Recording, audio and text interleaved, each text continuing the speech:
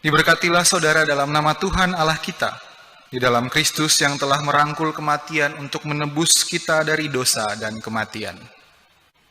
Terpujilah Tuhan kini dan selamanya. Mari mengenang Yesus, yang sekalipun kaya menjadi miskin dan berdiam di tengah-tengah kita, yang sangat berkuasa memulihkan mereka yang sakit dan lemah, yang adalah guru bagi para muridnya, juga menjadi sahabat dan hamba.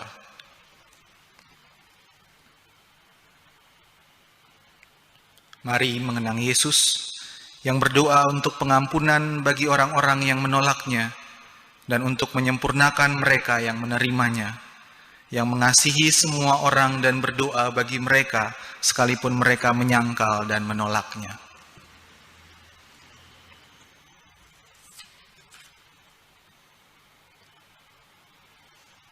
Mari mengenang Yesus, yang merendahkan dirinya serta taat sampai mati, bahkan mati di salib. Allah telah meninggikan Dia yang telah menebus kita dari belenggu dosa dan memberikan kita kemerdekaan dan keselamatan. Kiranya kita bersyukur kepada Yesus Kristus atas apa yang telah Dia lakukan bagi kita.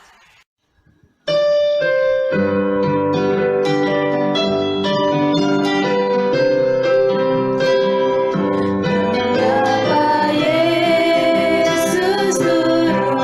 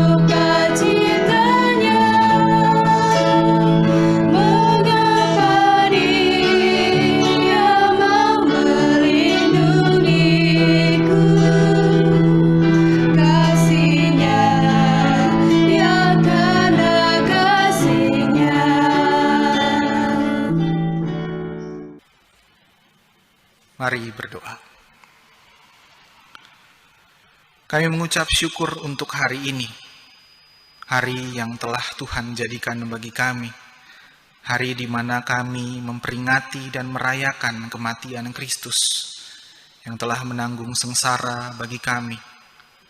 Dan hari ini juga kami mau merenungkan sengsara Kristus melalui firman dan sabda-Mu yang akan kami baca dan dengarkan. Tolonglah kami ya Tuhan, sertailah kami agar firman-Mu ini dapat menjadi kebaikan dalam kehidupan kami, sehingga kehidupan kami pun dapat memancarkan kebaikan. Bersabdalah ya Tuhan, karena kami siap mendengarkan. Amin.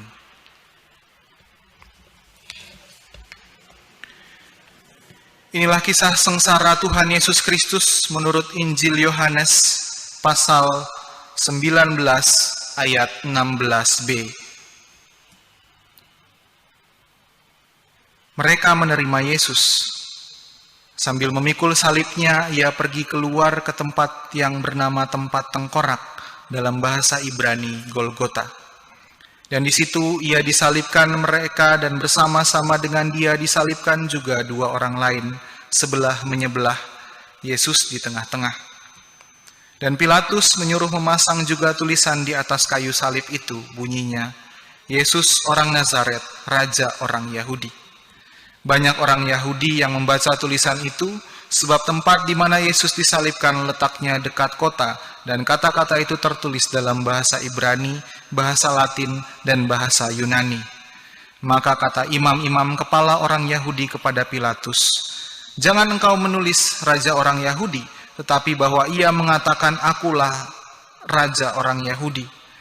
Jawab Pilatus, "Apa yang kutulis tetap tertulis." Sesudah prajurit-prajurit itu menyalibkan Yesus, mereka mengambil pakaiannya, lalu membaginya menjadi 4 bagian untuk tiap-tiap prajurit 1 bagian, dan jubahnya juga mereka ambil. Jubah itu tidak berjahit, dari atas ke bawah hanya 1 tenunan saja. Karena itu mereka berkata seorang kepada yang lain, "Janganlah kita membaginya menjadi beberapa potong, tetapi baiklah kita membuang undi untuk menentukan siapa yang mendapatnya. Demikianlah hendaknya supaya genaplah yang ada tertulis dalam kitab suci. Mereka membagi-bagi pakaianku di antara mereka, dan mereka membuang undi atas jubahku." Hal itu telah dilakukan prajurit-prajurit itu. Dan dekat salib Yesus berdiri ibunya dan saudara ibunya Maria, serta Klopas dan Maria Magdalena. Ketika Yesus melihat ibunya dan murid yang dikasihinya di sampingnya, berkatalah ia kepada ibunya, "Ibu, inilah anakmu." Kemudian katanya kepada murid-muridnya, "Inilah ibumu." Dan sejak saat itu murid itu menerima dia di dalam rumahnya.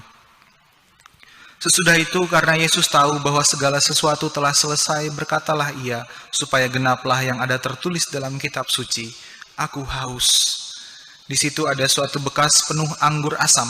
Maka mereka mencucukkan bunga karang yang telah dicelupkan dalam anggur asam pada sebatang hisop, lalu mengunjukkannya ke mulut Yesus. Sesudah Yesus meminum anggur asam itu, berkatalah ia, "Sudah selesai." Lalu ia menundukkan kepalanya dan menyerahkan nyawanya. Karena hari itu hari persiapan, dan supaya pada hari Sabat mayat-mayat itu tidak ditinggal tergantung pada kayu salib, sebab Sabat itu adalah hari yang besar, maka datanglah orang-orang Yahudi kepada Pilatus dan meminta kepadanya supaya kaki orang-orang itu dipatahkan dan mayat-mayat diturunkan.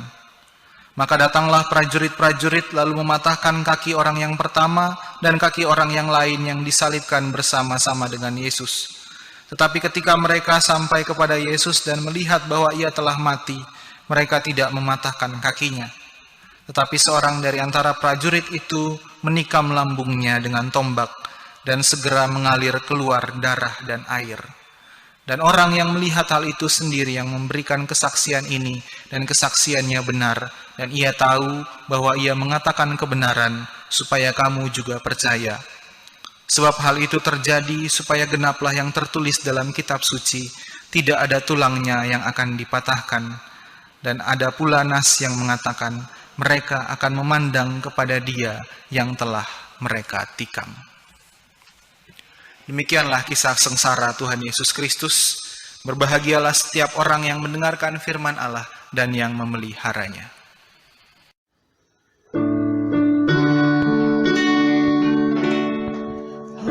Saudara,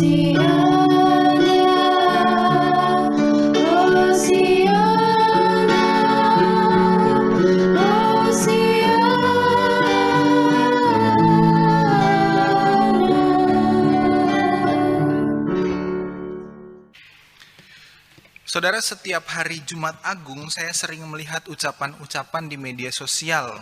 Misalnya Happy Good Friday, atau Remembering Good Friday, atau Celebrating Good Friday, dan lain-lain. Semua dalam bahasa Inggris, tapi yang menulis adalah orang Indonesia. Ya, saya nggak tahu, mungkin menurut mereka penggunaan bahasa Inggris itu keren, sampai-sampai ucapan Selamat Jumat Agung pun harus dalam bahasa Inggris. Padahal menurut saya kata yang kita pakai dalam bahasa Indonesia justru punya makna yang lebih besar, lebih agung, lebih mulia daripada Good Friday. Yaitu Great Friday, Jumat Agung, bukan sekadar good. Hari Jumat ini bukan sekadar baik, karena semua hari juga baik. Tapi Jumat ini agung, besar, mulia. Karena Allah merendahkan dirinya sampai mati dengan cara yang sangat sadis dan sangat menyiksa karena cintanya akan dunia.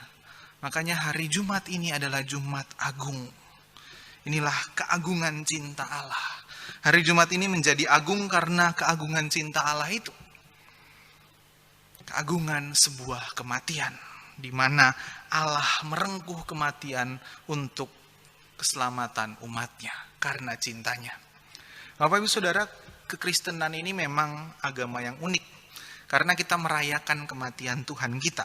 Di saat orang-orang lain mungkin menghindari kematian, bahkan membicarakan kematian pun bagi mereka tabu, atau kita malah merayakan kematian. Manusia begitu takut dengan kematian, bahkan sampai banyak hal dilakukan untuk menghindari kematian. Pada hari-hari ini, Bapak Ibu Saudara, di sekitar kita terjadi banyak kematian. Angka kematian akibat COVID-19 semakin bertambah dari hari ke hari.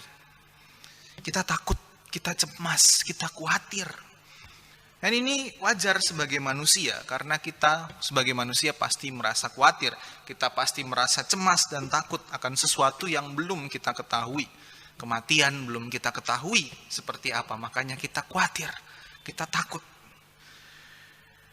Namun demikian, kondisi di sekitar kita ini menyadarkan kita bahwa kematian adalah realitas yang sungguh nyata. Ketika kita melihat berita, kita mendengar informasi tentang wabah corona, tentang jumlah kasus yang terus meningkat, dengan jumlah pasien yang meninggal yang terus bertambah, kita disadarkan bahwa sebagai manusia, kita ini rentan, kita ini rapuh. Kita menyadari bahwa kita dihantui atau kita berada di bawah bayang-bayang maut setiap hari.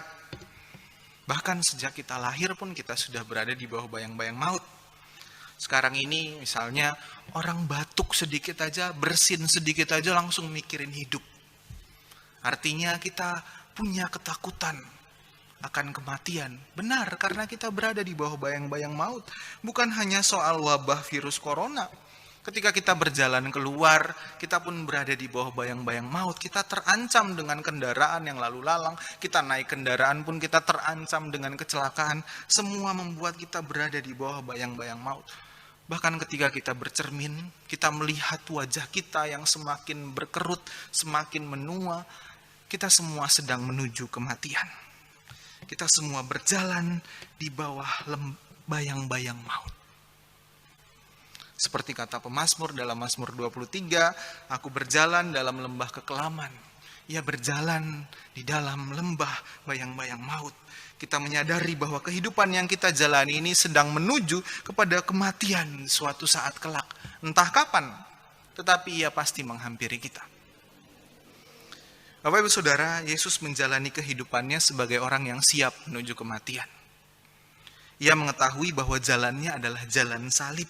Seluruh kehidupannya di dunia, karya pelayanannya, pengajaran-pengajarannya kepada murid-muridnya adalah cara ia mempersiapkan kematiannya. Ia tahu bahwa pada saatnya ia akan mati. Karena itulah ia menjalani kehidupan di dunia untuk melaksanakan kehendak Bapanya. Dan karena itulah pada momen penyalibannya, ketika saat-saat terakhirnya ia berkata, sudah selesai. Sudah selesai di sini bukan menunjukkan bahwa Yesus tamat, habis, finish. Bukan bahwa Yesus selesai dan tidak ada harapan lagi. Itu bukan sebuah ucapan putus asa. Tetapi itu sebuah ucapan yang keluar karena Yesus telah mengerjakan segala sesuatu yang baik sepanjang hidupnya. Bahwa kematiannya telah ia persiapkan dengan baik melalui segala pengajarannya kepada orang banyak, pelayanannya kepada orang yang lemah, serta teladannya kepada murid-muridnya. Ia telah menjalani kehidupannya dengan sungguh-sungguh, dengan bertanggung jawab karena ia tahu bahwa ia sedang berjalan menuju kematian. Karena itu perkataan sudah selesai menunjukkan bahwa segala kebaikan yang ia kerjakan selama hidupnya di dunia ini sudah selesai. Kehidupannya bermakna sehingga kematiannya pun berharga. Tidak ada penyesalan. Ia hidup karena cinta, ia mati pun karena cinta kepada umatnya. Saudara, merayakan kematian Yesus Kristus saat ini bukan hanya soal mengenang keagungan Allah yang mengasihi dunia dengan cara mati di kayu salib, tapi juga mengingatkan kita bahwa kita semua sedang menuju kematian.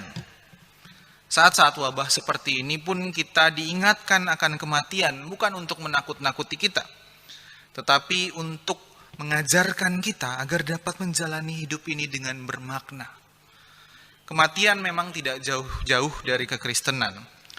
Ada sebuah jenis sastra dalam literatur Kristen yang bicara soal kematian, disebut ars moriendi, yaitu seni mati, atau dalam bahasa Inggrisnya the art of dying.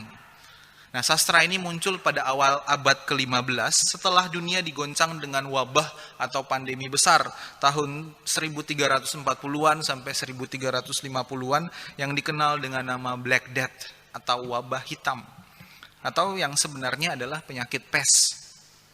Nah, pandemi ini menelan korban hingga 200 juta orang. Dan setelah pandemi itu kemudian bermunculanlah karya-karya sastra ars moriendi yang bertujuan agar umat dapat mempersiapkan kematiannya dengan baik.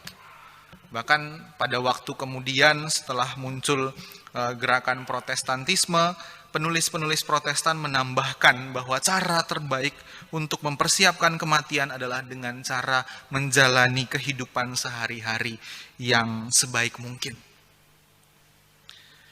Saudara, kematian mengingatkan kita akan kehidupan. Pandemi COVID-19 memang menunjukkan realitas kematian yang sangat nyata, yang menyadarkan kita akan pentingnya kehidupan. Dari Yesus pun kita belajar bahwa kematian membuat kita menjalani hidup dengan baik dan bertanggung jawab dengan kasih dan kepedulian. Hari ini kita merayakan keagungan sebuah kematian. Kita merayakan kehidupan Yesus yang sungguh bermakna, serta juga kematiannya yang begitu berharga. Karena itu marilah kita menjalani kehidupan kita dengan menyadari kerapuhan kita sebagai manusia. Sehingga kita pun dapat terus bersyukur menjalani hidup kita dengan kasih dan kepedulian, dengan berbagi, dengan kebaikan untuk sesama, dengan berusaha untuk menolong mereka yang susah. Saudara, di saat-saat seperti ini ketika keseharian kita mungkin menjadi sesuatu yang sangat membosankan karena kita di rumah aja, saya mau mengajak kita untuk menjalani keseharian ini dengan tetap bermakna. Saya mengajak kita untuk memberi bantuan kepada mereka yang rentan seperti pedagang di pinggir jalan, satpam, tukang ojek, mereka yang harus bekerja di luar rumah. Atau kita juga bisa ikut terlibat dengan mendukung para tenaga medis, menyumbangkan alat pengaman diri, hand sanitizer, masker, dan sebagainya. Atau menolong orang-orang di sekitar kita yang kurang mampu ekonominya, yang sangat terdampak dengan pandemi ini. Saudara, kematian mengajarkan kita untuk hidup dengan bijaksana. Karena itu marilah kita hidup dengan bersyukur, dengan tanggung jawab, dan dengan hikmat, dengan kasih dan kepedulian.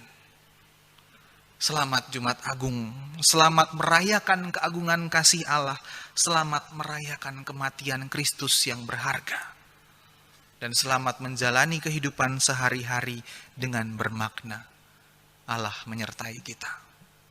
Amin.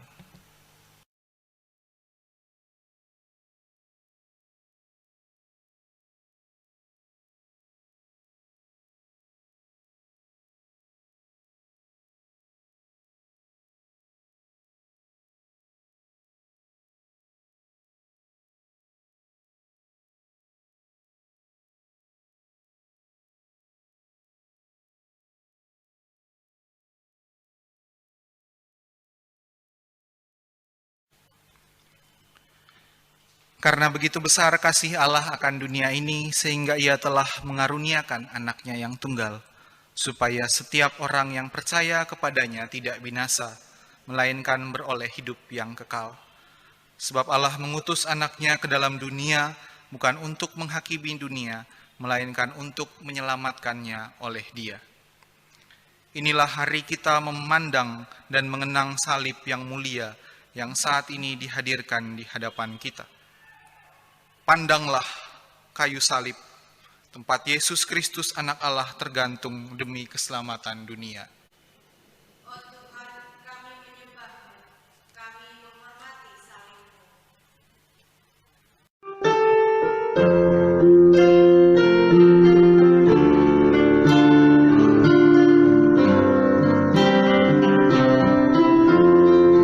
Memandang salib Rajaku yang mati untuk dunia, ku rasa hancur tongkatku dan harta hilang harganya.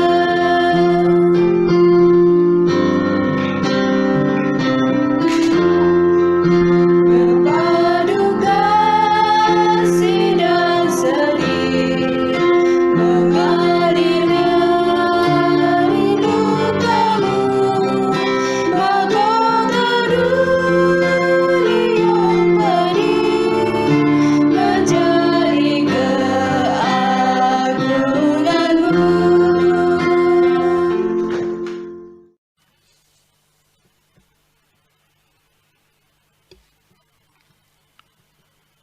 Kristus telah mati untuk membebaskan kita dari dosa.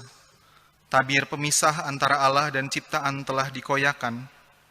Ia menjadi pengantara bagi Sang Bapa dan seluruh ciptaan. Melalui pengorbanannya, kita diundang untuk menjadi pengantara bagi Allah dan dunia. Mari bersyafaat. Ya Allah, kami hidup di dunia yang tidak sempurna. Sakit penyakit tumbuh subur di bumi ini. Banyak orang menderita karena sakit. Tidak jarang orang-orang dengan HIV/AIDS mengalami pupus harapan akibat pengasingan yang dilakukan oleh lingkungannya. Tidak jarang kanker mematikan semangat hidup para penderitanya. Saat ini pun kami bergumul dengan pandemi COVID-19 yang menyebar ke seluruh bumi yang Tuhan cintai ini. Wabah ini membuat kami menyadari kerapuhan kami sebagai manusia yang Kau ciptakan. Mampukanlah kami untuk berdamai dengan apa yang tidak bisa diubah, sekaligus keberanian untuk mengubah apa yang bisa diubah. Biarlah kiranya kami mampu merasakan cinta kasih-Mu yang senantiasa mengalir melalui berbagai peristiwa dan berbagai kondisi hidup. Di dalam Kristus kami memohon, dengarkanlah doa kami, ya Allah. Ya Allah, kami hidup di dunia yang kejam. Penyerangan, teror bom, pembunuhan, perampokan yang berujung pada pembantaian, serta berbagai kasus penghilangan nyawa oleh sesama manusia atas dasar agama ataupun ideologi yang terjadi di berbagai belahan dunia. Upaya untuk saling mendominasi terjadi dengan begitu masif dan liar. Diskriminasi terhadap orang-orang yang dipandang rendah, pelecehan dan pemerkosaan terhadap perempuan, kekerasan terjadi di berbagai lingkup kehidupan, mulai dari keluarga, sekolah, tempat kerja, dan lingkungan masyarakat. Banyak korban yang bungkam karena dipaksa diam, tetapi banyak juga yang membisu karena trauma. Mampukanlah kami semua, terlebih para korban, untuk kembali pulih dan mampu melihat wajah-Mu dalam diri sesama kami, termasuk melihat wajah-Mu dalam diri orang yang pernah merendahkan kami. Begitu pula dengan para pelaku, karuniakanlah kepada mereka kesadaran, sehingga mereka mampu mengakui kesalahan mereka dan hidup di dalam terang-Mu yang mengubahkan. Di dalam Kristus kami memohon, dengarkanlah doa kami, ya Allah. Ya Allah, kami hidup di dunia yang penuh dengan ketidakadilan. Orang-orang kaya mengumpulkan harta untuk dirinya sendiri tanpa peduli dengan jeritan si miskin. Bahkan dalam krisis akibat wabah COVID-19 ini, Ada saja orang-orang yang mengambil keuntungan dengan menaikkan harga kebutuhan dengan tidak masuk akal. Ada orang-orang yang karena kepanikannya menimbun bahan kebutuhan untuk dirinya, sementara di lain pihak ada orang yang harus berjuang setiap hari demi memenuhi kebutuhan hidupnya, bahkan dengan risiko tertular virus. Ajarlah kami untuk peduli dan bersikap adil, untuk percaya pada penyertaan Tuhan, sambil terus mengerjakan kebaikan-kebaikan bagi sesama di tengah krisis. Di dalam Kristus kami memohon, dengarkanlah doa kami, ya Allah. Ya Allah, kami hidup di dunia yang penuh dengan kesombongan. Perubahan alam terdampak pada kehidupan manusia. Banyak manusia yang menganggap alam sebagai musuh. Banyak manusia yang menuduh alam sebagai sumber bencana, padahal alam bergerak dan berkembang demi kestabilan. Kesombongan manusia yang merasa sebagai ciptaan utama dan mulia telah membuat manusia seolah terpisah dari alam. Mampukanlah kami untuk menyadari bahwa kami hanyalah bagian dari alam yang sepenuhnya bergantung kepada alam yang telah Engkau ciptakan. Dari pandemi COVID-19 ini kami belajar untuk menahan diri kami, mengizinkan alam untuk menata dirinya demi kestabilan alam itu sendiri. Tuntunlah kami untuk hidup harmonis dengan alam. Di dalam Kristus kami memohon, dengarkanlah doa kami, ya Allah. Terpujilah Allah Bapa, Anak, dan Roh Kudus yang tidak pernah memisahkan kami dari kasih-Mu sekarang dan selama-lamanya. Amin.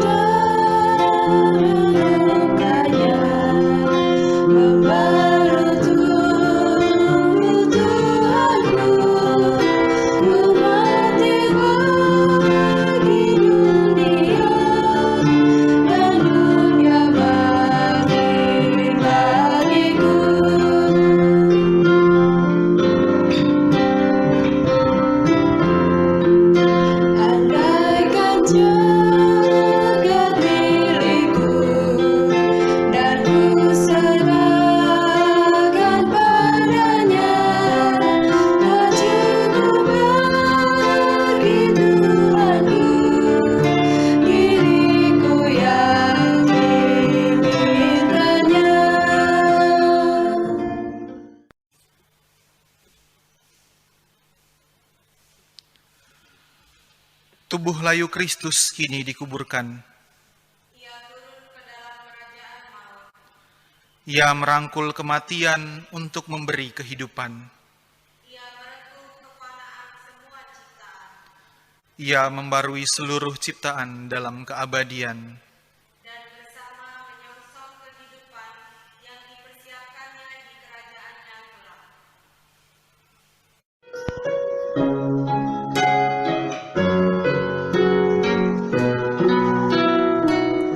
Menjulatnya atas bukit Galam, yang beneran salib-Mu Tuhanku.